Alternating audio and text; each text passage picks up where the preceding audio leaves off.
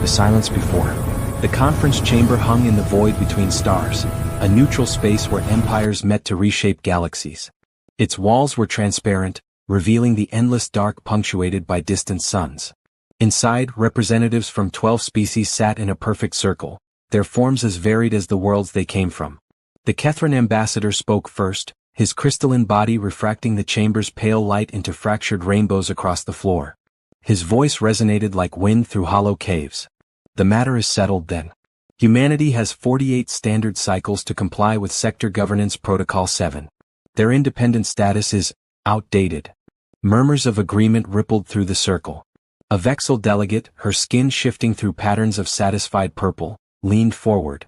Her 3 eyes blinked in sequence. They still cling to their old ways. Single planet governance. Primitive resource distribution. Their fleet is barely a century advanced. She paused, mandibles clicking softly. They are a liability to sector stability. The Horathi representative, a being of condensed energy contained within a ceremonial lattice, pulsed with amber light. We have been patient. 200 years of invitations to join the coalition. 200 years of polite refusal. Patience has limits.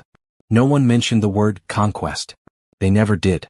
It was always integration, guidance, necessary intervention for galactic security.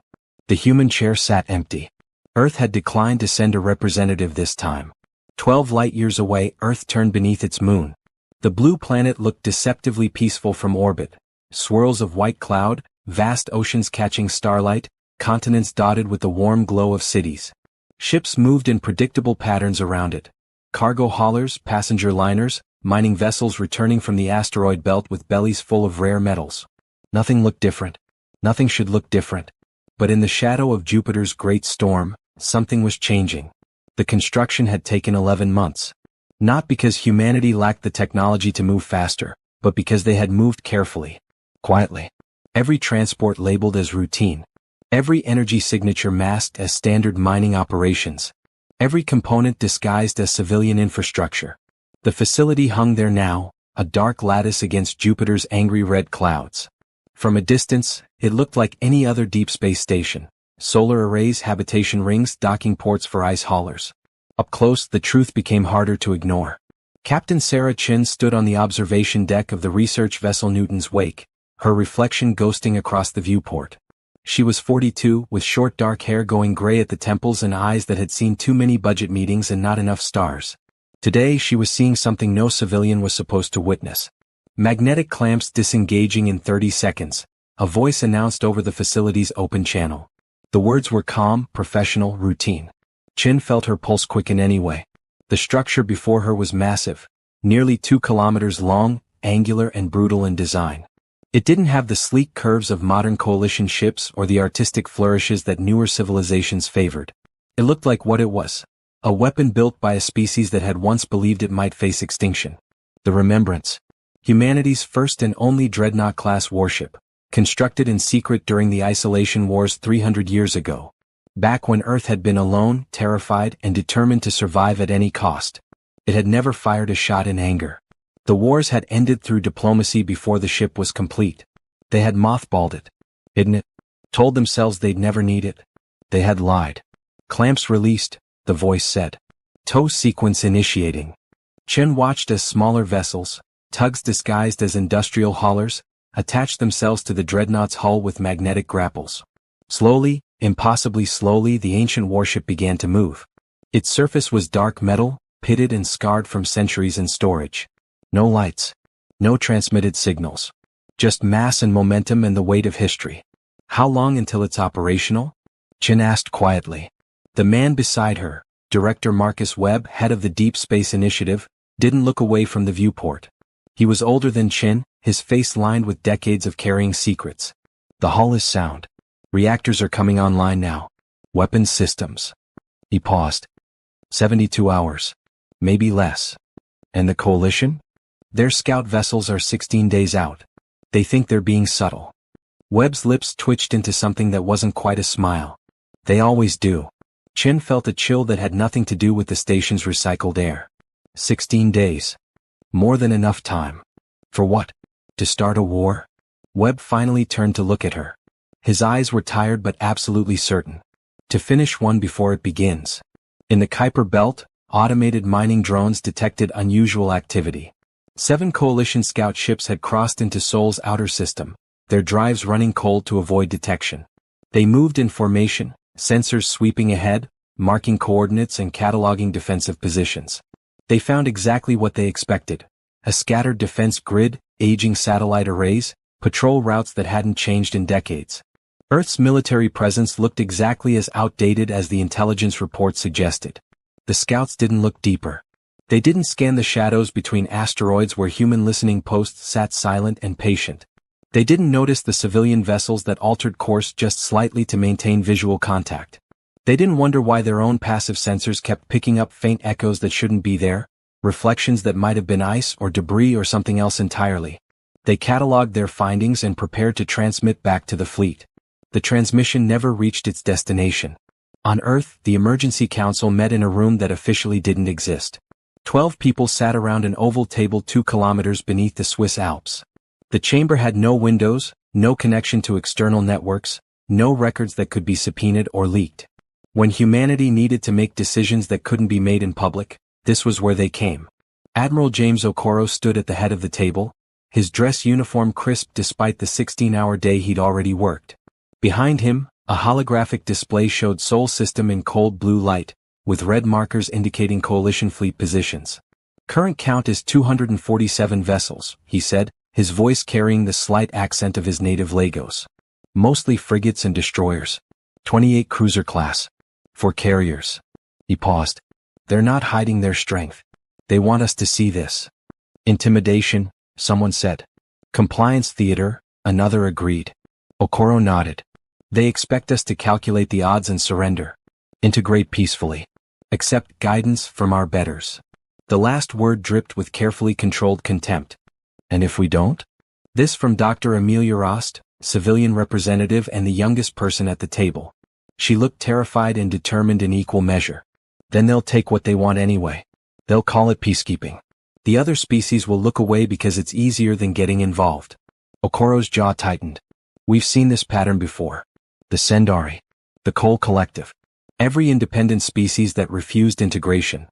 They're all gone now, someone whispered. Yes. Silence filled the room like cold water. Then the Prime Minister spoke.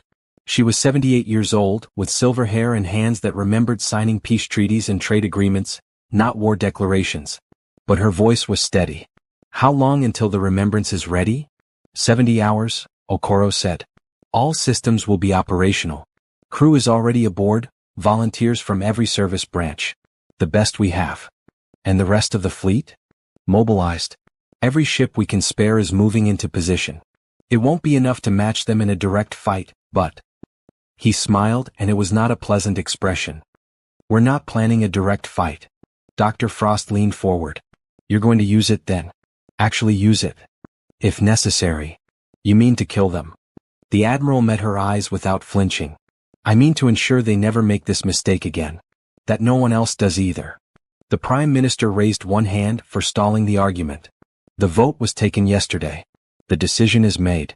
Humanity will not bow. We will not integrate. We will not surrender our sovereignty to beings who mistake patience for weakness. She looked around the table, meeting each person's gaze. We chose peace for 300 years. We built instead of destroyed. We traded instead of conquered. And they thought we'd forgotten how to fight, Okoro finished quietly. Then we remind them, the Prime Minister said. Carefully. Precisely. And only as much as absolutely necessary. She stood and the room stood with her. Bring our ship home, Admiral. And God help us all. The remembrance moved through the dark between worlds. Inside its corridors, men and women walked past bulkheads that had been sealed for centuries. They checked systems that their great-great-grandparents had installed. They loaded weapons that had never tasted fire. Commander Rachel Torres stood on the bridge, a vast chamber of screens and stations designed for a crew of 300 but currently manned by just 40. The rest would arrive in shifts as systems came online. She could feel the ship awakening around her. The deep thrum of reactors building toward full power. The whisper of air recyclers clearing 3 centuries of stale atmosphere. The subtle vibration of maneuvering thrusters making tiny corrections. Reactor 3 at 90%, someone called out. Weapons grid charging. Estimated full capacity in 41 hours. Navigation confirms trajectory. We'll reach Earth orbit in 62 hours. Torres listened to the reports, her hands clasped behind her back. She was 36, born and raised on Mars, daughter of engineers who'd helped build the terraforming shields. She joined the Navy because she wanted to see the stars, not because she wanted to fight. But she would fight if she had to. They all would. Commander? Her XO, a quiet man named Chin, no relation to Captain Chin though they joked about it, appeared at her elbow. Private channel from Earth Command. Torres nodded and moved to her ready room, a small chamber off the bridge that still smelled faintly of preservatives and old metal. She activated the secure line. Admiral Okoro's face appeared, grainy and delayed by lightspeed lag. Commander Torres. Status report. All primary systems operational or coming online ahead of schedule, sir. We'll be combat ready within the timeline. Good. Okoro paused. How's the crew? Torres considered the question. Focused. Determined. Some are scared but they're not letting it show. And you? She smiled just a little. I joined to explore, Admiral. Not to make history. History doesn't care what we joined for. His expression softened slightly. Your grandparents helped build this ship, didn't they? My grandmother, yes, sir. Engineering division. She used to tell me stories about it when I was little. I thought she was exaggerating. She wasn't. No, sir. She really wasn't. Another pause, longer this time. When Okoro spoke again, his voice carried the weight of command and something else, something that might have been regret. We're about to show the galaxy something they've forgotten, Commander. That humans don't build weapons for show. We build them to work. And when we commit to something. He trailed off. We finish it, Torres completed quietly. Yes. We finish it. Okoro straightened. 60 hours, Commander. Then we'll see if diplomacy can still work. And if it can't? The Admiral's eyes were dark and absolutely certain. Then we remind them why humanity survived. The transmission ended. Torres stood alone in the small room, listening to her ship breathe. Outside the viewport, Jupiter's storm raged eternal, indifferent to the small dramas of mortal species. But in the dark between storms, something ancient was waking. And it remembered how to bite. The weight of silence. The coalition fleet moved like a school of predators through dark water. 247 ships, their hulls gleaming with the polished confidence of superior technology. They traveled in perfect formation, carriers at the center, cruisers forming protective shells, frigates and destroyers spreading outward like the points of a star. Fleet Commander Thelvan stood on the bridge of the Ascendant Truth, the coalition's flagship. His species, the Kathrani, had been spacefaring for 12,000 years. They had seen empires rise and fall. They had guided younger species through the difficult transition from planet-bound to galactic citizen. Usually those species were grateful. Humanity, it seemed, required a firmer hand. Status update, Thelvan said, his crystalline form catching and refracting the bridge's ambient light. 11 days from Earth optimal orbit, his tactical officer reported. She was Vexel, her skin currently displaying patterns of calm efficiency in muted greens. All vessels report full operational status. Scout drones are mapping defensive positions. And the humans? Pause. Their fleet is mobilizing. Patrol patterns have shifted. Commercial traffic has decreased significantly. They're preparing to negotiate, Thelvan said with satisfaction. Fear breeds wisdom. The tactical officer's skin rippled with uncertainty, brief flashes of yellow. Commander, the scout vessels we sent ahead, we've lost contact. Lost contact? Yes, sir. All 7 went silent 43 hours ago. Standard protocol would be to report every 6 hours. Thelvan considered this. Equipment failure? Possible, sir. The Kuiper belt has significant interference. But all 7 simultaneously. Send a second wave. Different trajectory. If there's a navigational hazard, we should identify it before the main fleet arrives. Yes, sir. The officer moved away and Thelvan turned his attention back to the view screen. Earth hung there in digital representation. A blue jewel, unremarkable except for its stubbornness. He had read the reports. Humanity was young by galactic standards, barely 300 years since their first faster-than-light experiments. Their technology was adequate but outdated. Their military doctrine was derivative, borrowed from species that had generously shared knowledge during humanity's integration attempts. They had potential, certainly. But potential needed guidance. And guidance, Thelvan had learned over his long career, sometimes required force. 11 days, he murmured to himself. Then this unpleasantness ends. Behind him, unnoticed by anyone on the bridge, a small monitoring system registered an anomalous reading. A faint energy signature at the edge of sensor range, there for just a fraction of a second before disappearing. The system logged it as sensor noise and moved on. 63 million kilometers away, Lieutenant Marcus Reed reviewed the data one more time. He sat in the operations center of Station Heimdall, one of humanity's listening posts scattered throughout the outer system. The station was small, just 16 crew, and officially classified as a research outpost studying cosmic radiation patterns. The enormous sensor array pointed at the incoming coalition fleet suggested otherwise. They're not even trying to hide, Reed's partner, Specialist Yuki Tanaka, said from the adjacent console. Her fingers danced across holographic controls, refining the tracking data. 247 vessels. Full battle formation. They want us to see them coming. Shock and awe, Reed muttered. He was 31, originally from Detroit, with the kind of face that looked perpetually tired even after a full night's sleep. Make it so overwhelming we don't even consider fighting. Are we? Considering fighting, I mean. Reed glanced at her.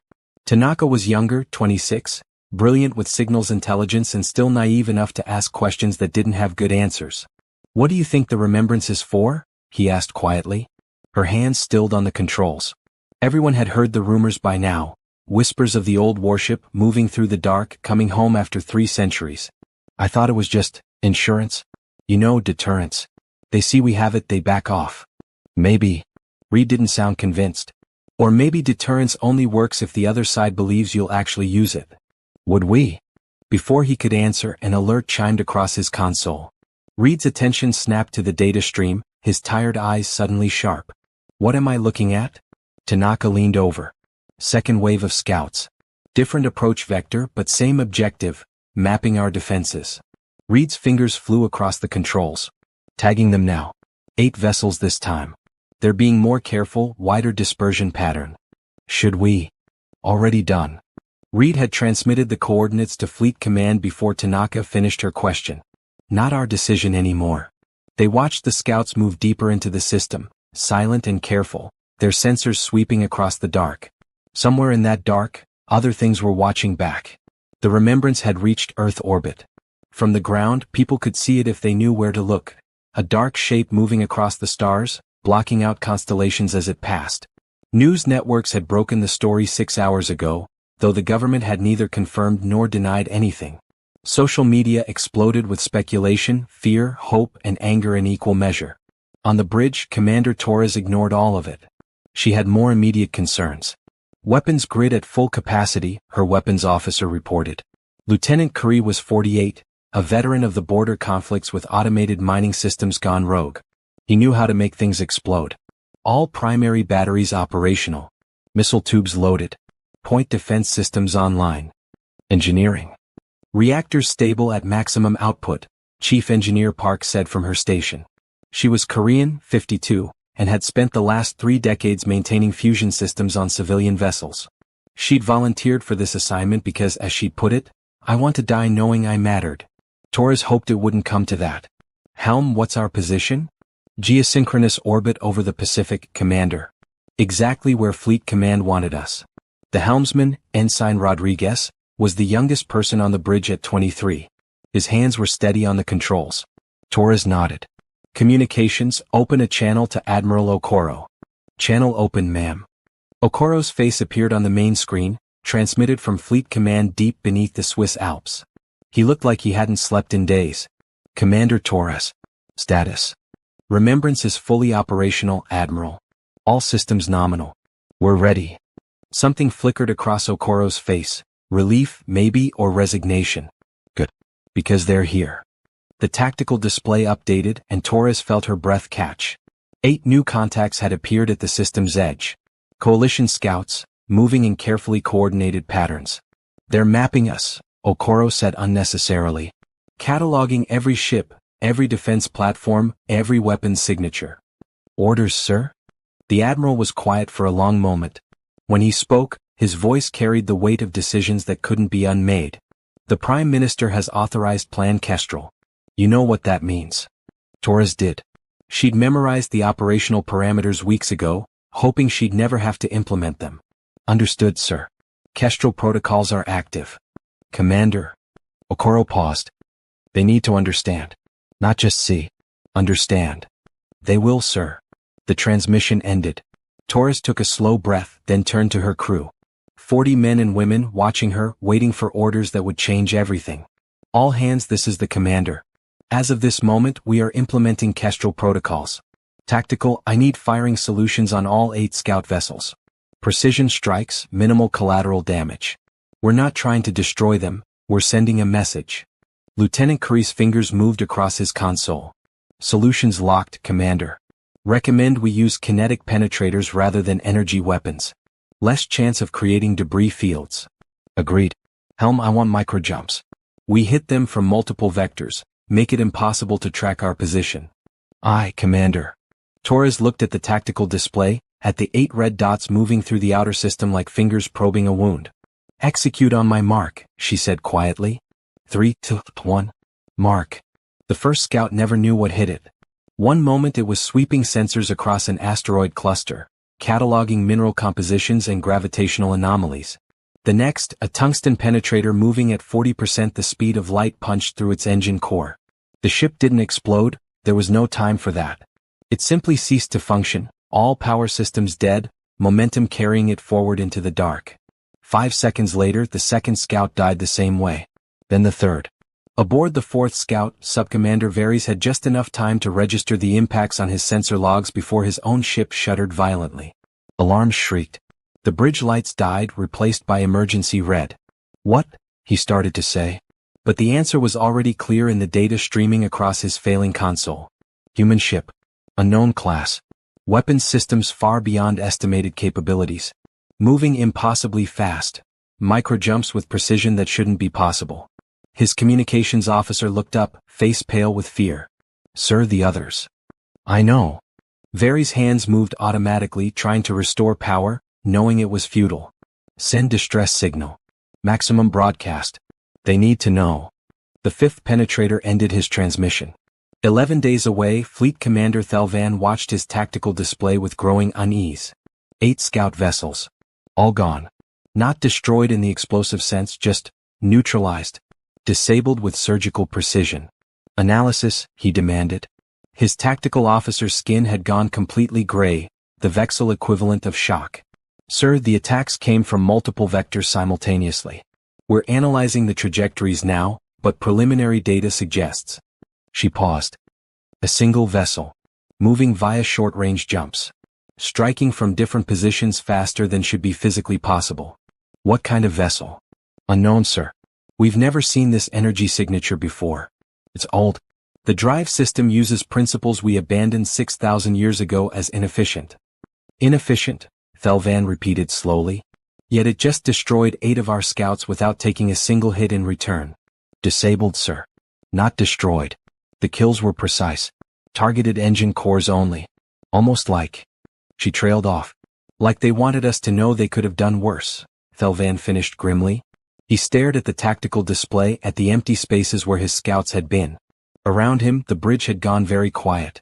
His crew, veterans all experienced in dozens of integration operations, were seeing something they'd never encountered before. Resistance that worked.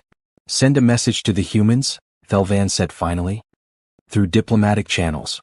Inform them that the destruction of coalition vessels is an act of war. Demand explanation and immediate cessation of hostilities. Sir, they'll just claim it was defensive. I know what they'll claim. Thelvan's form seemed to harden, the light refracting through his crystalline body taking on sharper, colder angles. But we need it on record. We need it documented that we attempted peaceful resolution. Before they stopped attempting. The message reached Earth 6 hours later.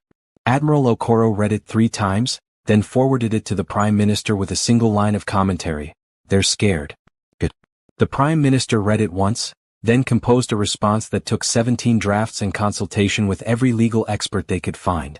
The final version was a masterpiece of diplomatic language that said absolutely nothing while implying everything. The Sol System Defense Force regrets any misunderstanding. All actions taken were in accordance with sovereign defense protocols and international salvage law. The vessels in question entered restricted space without authorization and failed to respond to multiple hailing attempts.